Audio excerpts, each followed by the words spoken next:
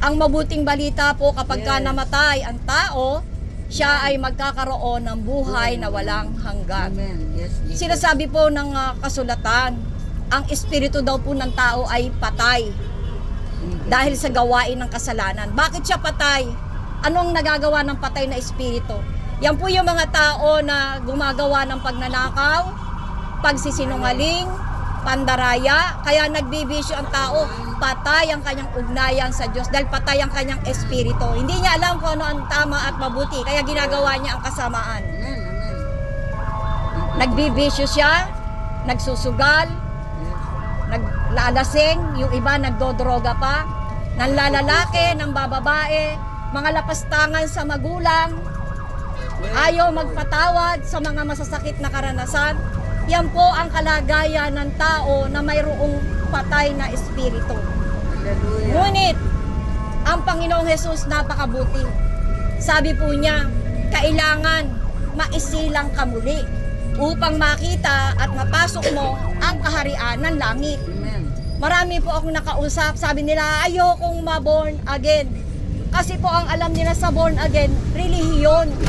Pero ang Panginoong Hesus, ipinakita po niya na ang pagiging born again ay hindi po isang relihiyon. Dahil nga po patay ang espiritu ng tao, kailangan niyang magkaroon ng pagkasilang na muli. Sabi po ng aklat ng Santiago 1:18, isisilang ang tao sa pamamagitan ng salita ng katotohanan.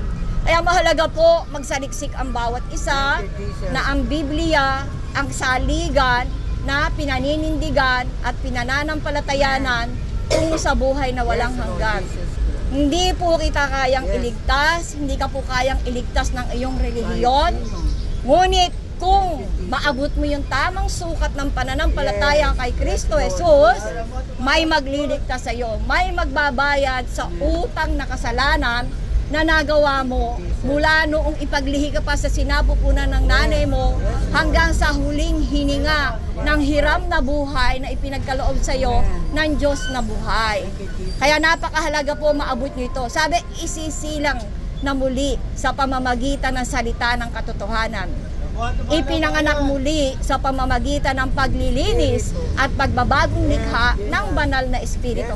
Kaya po mayroon po tayong tinatawag na muling kapanganakan. Sabi po ng aklat ng Korinto, ikalawang Korinto chapter 5 verse 17, the old has gone, the new has come. Kaya po meron po tayong tinatawag na pagbabago. Hindi mo kayang baguhin ang sarili mo.